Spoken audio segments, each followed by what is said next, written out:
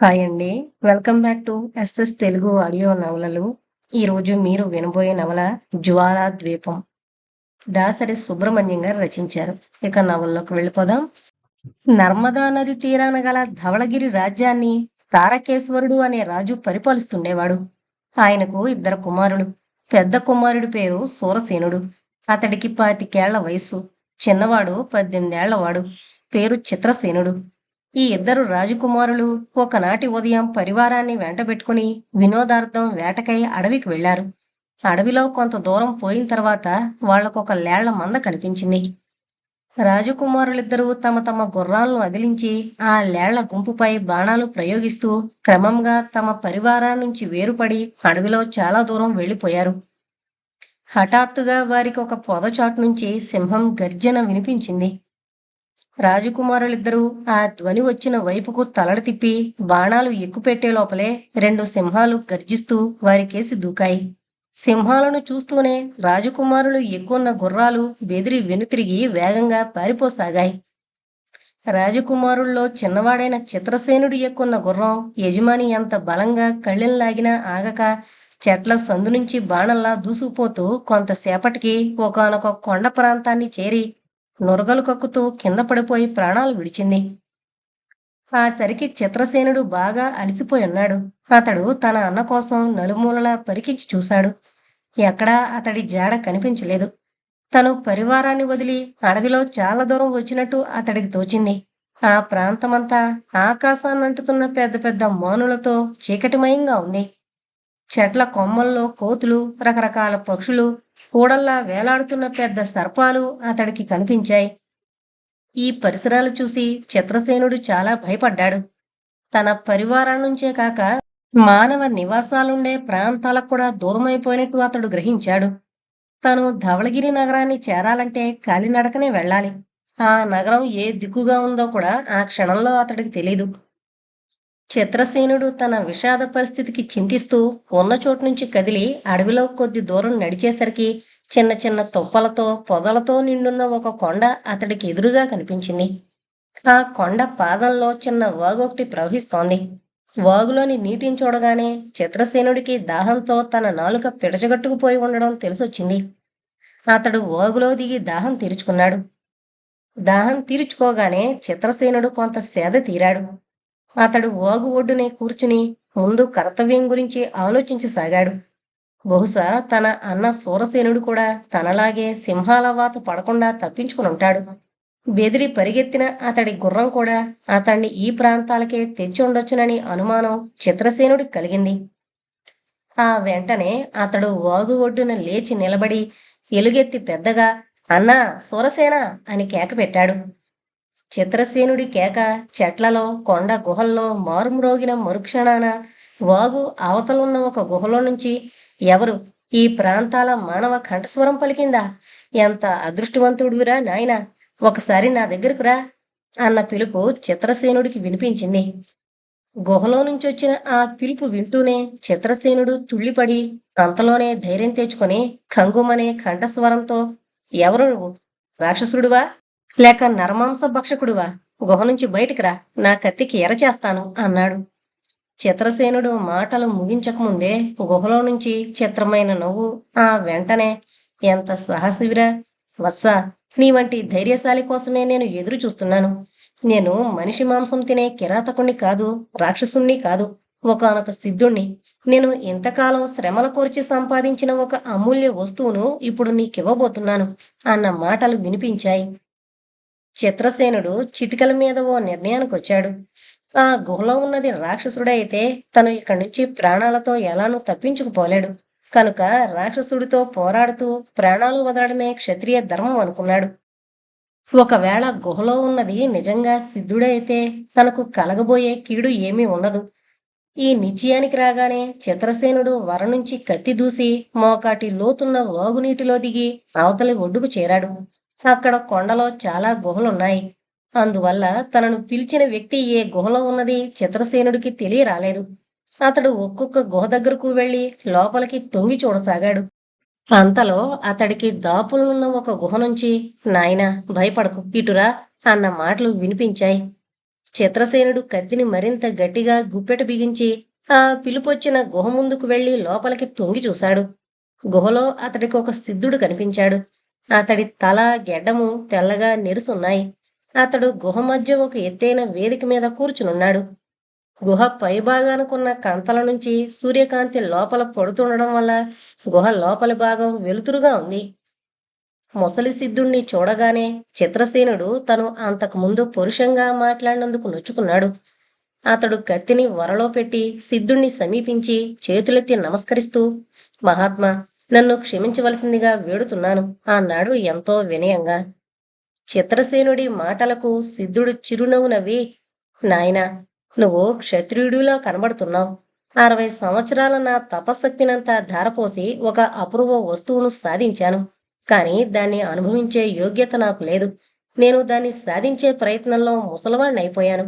నాకీ రాత్రి అష్టమి చంద్రుడు అస్తమించే సమయాన మరణం సిద్ధించనుంది. నేను ఇన్ని శ్రమల కోర్చి సాధించిన ఆ అపూర్వ వస్తువును యోగ్యుడైన వాడెవడికైనా ఇచ్చి పోదామని చాలా రోజులుగా చూస్తున్నాను. నా తుది గడియల్లో నీ అదృష్టం నిన్ను నా దగ్గరకు లాక్కొచ్చింది. ఇదిగో ఆ అపూర్వ వస్తువు అంటూ పక్కనే ఉన్న ఒక వెదురు బుట్టను చిత్రసేనుడికిచ్చాడు. చిత్రసేనుడు సిద్ధుడి నుంచి బుట్ట అందుకుని ఆత్రంగా దాని మూతను తెరవబోయేంతలో సిద్ధుడు తన దండంతో బుట్ట మూతను గట్టిగా అదిమి, నాయనా, తొందరపడి బుట్ట మూతను ఇక్కడ తెరవకు. నువ్వు ఏ ప్రాంతాలైతే నివసించడానికి ఎక్కువ ఇష్టపడతావో ఆ ప్రాంతాన దాన్ని తెరిచి చూడడం నీకు క్షేమకారకం అవుతుంది అన్నాడు. చిత్రసేనుడు సిద్ధుడు చెప్పిన దానికి అంగీకార సూచకంగా తలాడించి, మహాత్మా, మీ దయకు కృతజ్ఞుణ్ణి.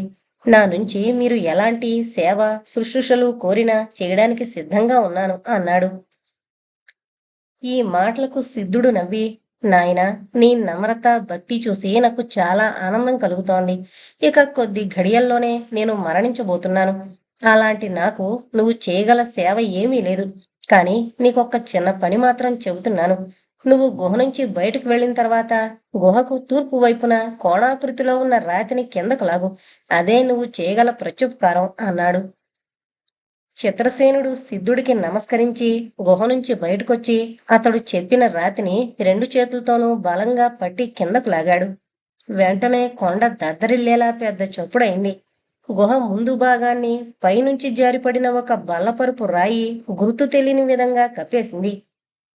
చిత్రసేనుడు అక్కడ కొద్దిసేపు నిలబడి తర్వాత నెమ్మదిగా వాగు దాటి అరణ్యంలో ప్రవేశించాడు. తను నగరం చేరాలంటే ఏ దిక్కుగా పోవాలో కూడా అతనికి తెలియదు. ఆ కారణంగా అతడు చెట్లలో సునాయాసంగా నడవడానికి అనువైన మార్గాల గుండా నడవసాగాడు. ఇలా కొంతసేపు నడిచేసరికి అతడికి సూర్యుడు పడమటి దిక్కుకు వాలడం కనిపించింది. క్రమంగా అతన్ని ఆకలి దహించసాగింది. ఆయాసపడుతూ చిత్రసేనుడు అడవిలో మరికొంత దూరం నడిచి అంతగా చెట్లు లేని ఒక ఎత్తైన ప్రదేశాన్ని చేరాడు. అక్కడ కొంచెం సేపు విశ్రాంతి తీసుకున్న తర్వాత హఠాత్తుగా అతడి దృష్టి భుజాన వేలాడుతున్న బుట్ట మీదకు ప్రసరించింది. అందులో ఉన్నదని సిద్ధుడు చెప్పిన అపూర్వ వస్తువేమిటో చూడాలన్న కోరికే అతడికి కలిగింది. ఆ క్షణాన చిత్రసేనుడికి సిద్ధుడు చేసిన హెచ్చరిక గుర్తుకు రాలేదు. అతడు భుజాన్నుంచి బుట్టను కిందకు దించి దాని మూతను పైకెత్తి ఆత్రంగా లోపలికి చూశాడు. వెంటనే అతడి కళ్ళల్లో మెరుపు మెరిసినట్టయింది. చిత్రసేనుడు కళ్ళు మూసి తిరిగి తెరిచేసరికి ఎదురుగా చెట్లలో ఆకాశాన్ని అంటుతున్నట్టున్న పెద్ద భవనం ఒకటి కనిపించింది. ఈ అద్భుత దృశ్యం చూసి చిత్రసేనుడు శిలాప్రతిమలా అయిపోయాడు. ఆ మరుక్షణం అతడికి సిద్ధుడు చేసిన హెచ్చరిక గుర్తుకొచ్చింది. అయ్యో, నేనెంత మూర్ఖుణ్ణి! ఈ మహారణ్యం మధ్య ఈ దివ్య భవనం నాకెందుకు పనికొస్తుంది? ఇదే ధవళగిరి నగరంలో ఉన్నట్టయితే ఎంతగా రాణించేది. నా బుద్ధిహీనత వల్ల సిద్ధుడు చేసిన ఎంత మేలు అరణ్యం పాలు చేశానే అంటూ దుఃఖపడసాగాడు. ఆ స్థితిలో ఉన్న చిత్రసేనుడికి అరణ్యం మధ్య నుంచి పెడబొబ్బలు వినిపించాయి. చూస్తుండగానే చెట్లు పెనుగాలి తగిలినట్టు ఊగిపోసాగాయి. చిత్రసేనుడు ఆశ్చర్యపడుతూ చుట్టూ చూసేంతలో అడ్డం వచ్చిన పెద్ద పెద్ద చెట్లను చేతులతో పడదోస్తూ ఒక రాక్షసుడు అతడికేసి రావడం కనిపించింది. చిత్రసేనుడు లేచి నిలబడి కత్తి దూశాడు. రాక్షసుడు వికటాటహాసం చేస్తూ అతన్ని సమీపించి, ఏమిరా కుర్రా, నీ ధైర్య సాహసం! ఈ ఉగ్రాక్షుని చూస్తూనే నరమానవుడైన వాడు అక్కడికక్కడే ప్రాణాలు వదలడం ఎరుగుదును గాని నీలా కత్తి దూసి నిలబడ్డవాడు ఈనాటి వరకు నాకు తారసపడలేదు అంటూ వెనుతిరిగి వింత భవనం కేసి చూస్తూ, ఆ బొమ్మరిల్లు నువ్వు కట్టిందేనా అని ప్రశ్నించాడు.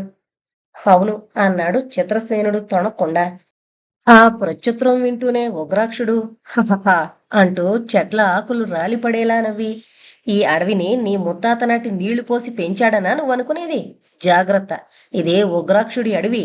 నా అనుమతి లేకుండా దీని మధ్య ఇల్లు కట్టావు గనక నిన్ను, ఆ ఇంటిని కట్టగట్టి ఆ కొండ అవతలకి విసిరేస్తాను అంటూ వంగి చిత్రసేనుణ్ణి పట్టుకోబోయాడు. చిత్రసేనుడు రాక్షసుడికి అందకుండా తప్పుకొని, తొందరపడకు ఉగ్రాక్ష, నేనిక్కడ ఇల్లు కట్టినందువల్ల నీకొచ్చిన నష్టమేమిటి? కావాలంటే ఆ ఇల్లు నీకు వదిలి నా దారిని నేను పోతాను అన్నాడు. అదేం కుదరదు. నా అడవిలో నన్ను ధిక్కరించి ఇల్లు కట్టావు. నువ్వు ప్రాణాలతో బయటపడాలంటే నేను అడిగేదానికి ఒప్పుకోవాలి అన్నాడు ఉగ్రాక్షుడు. ఏంటది అని ప్రశ్నించాడు చిత్రసేనుడు. నువ్వు ఇంట్లో సుఖంగా బతుకు, నా అభ్యంతరం లేదు. నీకు పుట్టబోయే పిల్లల్లో పెద్దవాణ్ణి 18వ ఏడు రాగానే నా పరం చెయ్యి అన్నాడు ఉగ్రాక్షుడు. రాక్షసుడి కోరికే చిత్రసేనుడికి చాలా వింతగా అనిపించింది. తనకింకా పెళ్ళే కాలేదు. అలాంటప్పుడు రాక్షసుడు అడిగిన దానికి సరేనంటే పోయేదేంటి?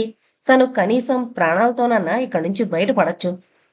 చిత్రసేనుడు ఇలా ఆలోచించి, ఉగ్రాక్ష, నువ్వు అడిగిన దానికి ఒప్పుకుంటున్నాను. నా పెద్ద కొడుక్కి 18వ ఏడు రాగానే నువ్వు వచ్చి వాణ్ణి నిరభ్యంతరంగా తీసుకుపోవచ్చు అన్నాడు. రాక్షసుడు ఈ ప్రత్యుత్తరం విని ఎంతో పొంగిపోతూ, అయితే నిన్ను ప్రాణాలతో వదులుతున్నాను, నువ్వు మాత్రం నాకు ఇచ్చిన మాట నిలుపుకో అంటూ వెళ్ళిపోయాడు. ఉగ్రాక్షుడు అడవి చెట్ల చాటున కనిపించకుండా పోగానే చిత్రసేనుడు బతుకుజీవుడా అనుకుంటూ ఒక పెద్ద నిట్టూర్పు విడిచాడు. ఏదో విధంగా తను ప్రాణాపాయం నుంచి బయటపడ్డాడు. తను ఈ కీకారణ్య ప్రాంతం వదిలి ఏదో విధంగా ధవళగిరి నగరం చేరాలి. చిత్రసేనుడు ఇలా ఆలోచిస్తూ లేచి నిలబడి పడమటి దిక్కుకేసి చూశాడు. సూర్యుడు అస్తమించడానికి మరెంతో కాలం లేదు. తన ఎదురుగా ఆకాశాన్ని అంటుతున్నట్టున్న పెద్ద భవనం బురుజుల మీద సూర్యకిరణాలు ఎర్రని కాంతులతో ప్రసరిస్తున్నవి. ఆ వెలుగులో ఎత్తైన భవనం బురుజులు మిలమిల్లాడుతున్నాయి. ఎంత అందమైన భవనం! ఇందులో అడవి మృగాలు, గుడ్లగూబలు, గబ్బిలాలు నివసించవలసిందే కదా అనుకుంటూ చిత్రసేనుడు తన దృష్టిని మరొక వైపుకు తిప్పి నిరుత్సాహంగా బయలుదేరాడు. అతడు ఆ విధంగా 4-5 అడుగులు వేశాడో లేదో అంతలో హఠాత్తుగా వెనక నుంచి మహారాజా అన్న పిలుపు వినబడింది. మహారాజెవరు? ఈ నట్టడవిలో ఈ మానవ కంఠస్వరం ఎక్కడిది అనుకుంటూ చిత్రసేనుడు ఆశ్చర్యపడి వెనుతిరిగి చూశాడు. అతడి కంటికి విలువైన దుస్తులు ధరించున్న 3 వ్యక్తులు, వారికి కొంచెం వెనకగా కొందరు భటులు కనిపించారు. ఈ వింత చూసి చిత్రసేనుడు ఏమో అనబోయేంతలో విలువైన దుస్తులు ధరించి ఉన్న వారిలో నుంచి ఒకడు వేరుపడి ముందుకొచ్చి అతడికి నమస్కరిస్తూ, మహారాజా, మీరు ఎంతకు రాజభవనానికి రాకపోయేసరికి మీకోసం అడవంతా గాలిస్తూ చివరికి మిమ్మల్ని ఇక్కడ కలుసుకున్నాం అన్నాడు.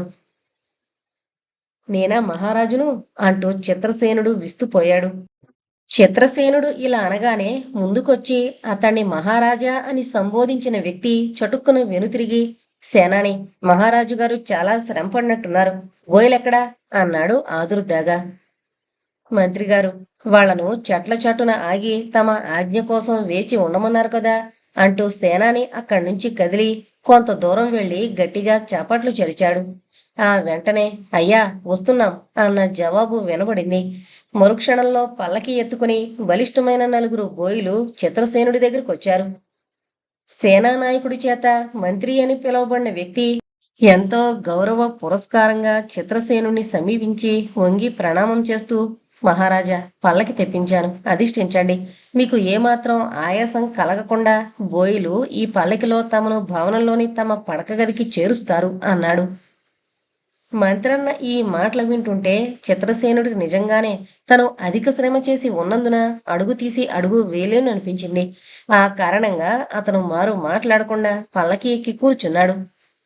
ఊ అంటూ మంత్రి బోయల్ను హెచ్చరించి అంతలో తన దగ్గరకొచ్చి చెవిలో ఏమో చెప్పిన వ్యక్తితో, కోశాధికారి గారు క్షమించాలి, మహారాజు గారికి విశ్రాంతి అవసరం గనుక ఈ విషయం వీలు వెంట వారితో సంప్రదించొచ్చు, ఇది సమయం కాదు అన్నాడు.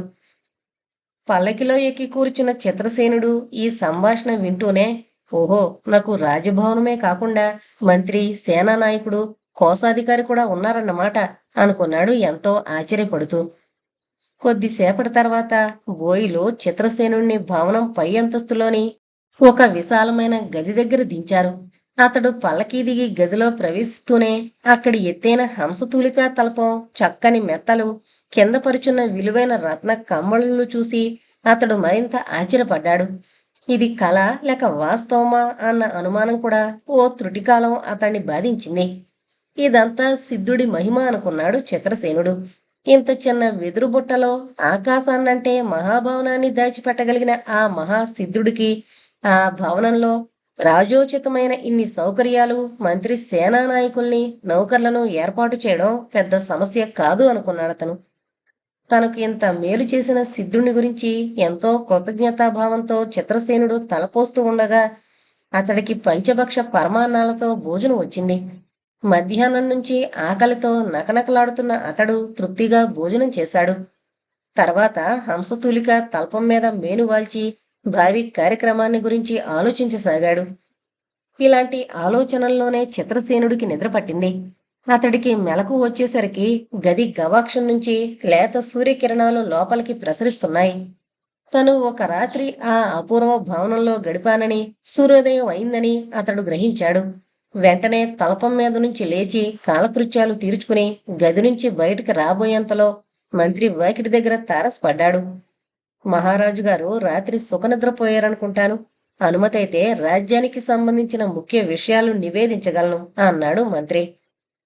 రాజ్యం గురించి కాని, దానికి సంబంధించిన వ్యవహార కాండ గురించి గాని చిత్రసేనుడికి ఏమీ తెలియదు. ధవళగిరిని తండ్రి పరిపాలిస్తున్నాడు. ఆయన తర్వాత సింహాసనాన్ని అధిష్ఠించవలసిన వాడు అన్న సూరసేనుడు. ఆ కారణాల వల్ల చిత్రసేనుడు ఏనాడు పరిపాలనకు సంబంధించిన వ్యవహారాల జోలికి పోవడం గాని, వాటిలో ఆసక్తి కనబరచడం గాని చేయలేదు. కాని మంత్రి వాటి ప్రసక్తి తేగానే అతడికి చప్పున తన తల్లిదండ్రుల సంగతి జ్ఞాపకం వచ్చింది. తన అన్న సూరసేనుడు ఏ ప్రమాదానికి లోను కాకుండా ధవళగిరి నగరాన్ని చేరుంటే తన క్షేమాన్ని గురించి తల్లిదండ్రులు చాలా ఆందోళన చెందుతూ ఉంటారు. కనుక ముందుగా తన క్షేమ సమాచారాల సంగతి వారికి ఎరుకుపరచడం మంచిది. చిత్రసేనుడు ఇలా అనుకుని మంత్రితో, మీకు ధవళగిరి నగరం గురించి తెలిసే ఉంటుంది. దానికి రాజైన తారకేశ్వరుడికి నేనిక్కడ క్షేమంగా ఉన్నట్టు వార్త పంపండి. తతిమా విషయాలు వీలు వెంబడి మాట్లాడదాం అన్నాడు. చిత్తం మహారాజా, అలాగే కబురు పంపుతాను. కోశాధికారి మన కోశాగారంలో ప్రస్తుతం ఉన్న ధనం గురించి, ఇతర విలువైన వస్తువుల గురించి లెక్కగట్టి ఒక జాబితా తయారు చేశాడు. ఆ జాబితా తీసుకుని ఆయనని ఇప్పుడు ఇక్కడికి రమ్మని సెలవా అని అడిగాడు మంత్రి వినయంగా. ఆయన ఇక్కడికి రానవసరం లేదు. ఆ జాబితా ఏదో పంపమనండి చాలు అన్నాడు చిత్రసేనుడు. కొన్ని నిమిషాల తర్వాత నౌకరు ఒకడు జాబితా తెచ్చి చిత్రసేనుడికిచ్చాడు. ఖజానాలో నిలవున్న ధనం, విలువైన రత్నాలు, బంగారు నాగల గురించి వివరాలతో ఉన్న ఆ జాబితా చూస్తూనే చిత్రసేనుడు చెప్పలేనంత అద్భుతపడ్డాడు. ఇంత ధనం తన తండ్రి వద్ద కూడా ఉండున్నదని అతడు భావించాడు. ఆనాటి సాయంత్రం అతడు కోశాధికారితో కలిసి ధనాగారంలో ఉన్న అమూల్యమైన వస్తువులను, వెలలేని రత్నాలను పరీక్షిస్తూ ఉండగా తన తండ్రి తారకేశ్వరుడు సపరివారంగా వచ్చినట్టు నౌకరకుడు వార్త తెచ్చాడు.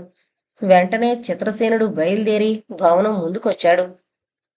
కుమారుణ్ణి చూస్తూనే రాజు తారకేశ్వరుడు ఎక్కడలేని సంతోషంతో అతడిని కౌగిలించుకున్నాడు. నాయనా, మీ అన్న చెప్పిన దాన్ని బట్టి నువ్వు ఏ అడవి మృగానికో ఆహారం అయిపోయావనుకున్నాను. కానీ నిన్నెంత గొప్ప శ్రీమంతుడిగా చూసి నేను చాలా ఆశ్చర్యపడుతున్నాను. ఇక్కడ నాకు తటస్థపడిన కొందరు ఉద్యోగులు చెప్పినట్టు నువ్వు నిజంగానే ఈ పరగణాకు రాజువా? ఈ అద్భుత భవనం నీదేనా అని అడిగాడు అమితానందంగా నవ్వుతూ. తండ్రి అడిగిన వాటికి చిత్రసేనుడు అవును అన్నట్టు తల ఊపాడు. అయితే ఇంత గొప్ప పదవి ఇంత సునాయాసంగా నీకెలా లభించింది? పూర్వం ఈ రాజప్రసాదంలో ఉంటుండే రాజు ఏమయ్యాడు అన్నాడు తారకేశ్వరుడు ఆశ్చర్యంగా. ఆ సంగతులన్నీ ఏకాంతంగా ఉన్నప్పుడు చెబుతాను. నా కొలువులో ఉన్న ఉద్యోగులు వినకూడని రహస్యాలు చాలా ఉన్నాయి అన్నాడు చిత్రసేనుడు రహస్యంగా. ఆ రాత్రి ధవళగిరి రాజు తారకేశ్వరుని గౌరవించేందుకు చాలా పెద్ద ఎత్తున విందులు, వినోదాలు ఏర్పాటయ్యాయి. వాటిల్లో రాజుద్యోగులు, ఆ అడవిలో నివసించే వివిధ ఆటవిక జాతుల నాయకులు పాల్గొన్నారు. తమ రాజు ధవళగిరి రాజపుత్రుడని తెలిసినప్పుడు వారిలో ప్రతి ఒక్కరూ ఎంతో ఆనందపడ్డారు. విందులు వినోదాలు ముగిసిన తర్వాత చిత్రసేనుడు తన తండ్రికి ఏకాంతంగా అన్ని విషయాలు చెప్పాడు. సింహాలను చూసి తన గుర్రం బెదిరి కొండ ప్రాంతాలకు వెళ్లడం దగ్గర నుంచి ఉగ్రాక్షుడికి తను చేసిన వాగ్దానం సంగతి కూడా అతడికి తెలియపరిచాడు. ఈ రాక్షసుడికి నువ్వు చేసిన వాగ్దానం నిలుపుకోవడం ఎలా? క్షత్రియుడు, అందులో రాజు అయిన వాడెవడు తమ ప్రథమ సంతానాన్ని ఈ విధంగా రాక్షసుల పాలు చేయడం ఏమాత్రం ధర్మసమ్మతం కాదు అన్నాడు తారకేశ్వరుడు. నాకింకా వివాహమే కాలేదు కదా. వివాహమై అందులోనూ మొదటిసారిగా మగపిల్లవాణ్ణి కన్నప్పుడు వాడు బతికి పెద్దవాడై 18 ఏళ్ల వాడైనప్పుడు ఈ సమస్యలు ఉత్పన్నమవుతాయి. అప్పటికి ఏదో ఒక తంత్రం చేసి ఈ ప్రమాదం నుంచి బయటపడచ్చు అన్నాడు చిత్రసేనుడు. తారకేశ్వరుడికి కొడుకు మాటలేమీ అంతగా రుచించలేదు. అలా అని ఉగ్రాక్షుణ్ణి నాశనం చేయడం సాధ్యమయ్యే పని కాదు. ఇవన్నీ ఆలోచించి చివరకు తారకేశ్వరుడు, నీ రాజ్యం ధవళగిరి రాజ్యపు ఎల్లలను ఆనుకునే ఉంది. ఏ పరిస్థితుల్లో అయినా సహాయం కావలిస్తే ఆ విషయం వెంటనే నాకు తెలియజేయి అన్నాడు.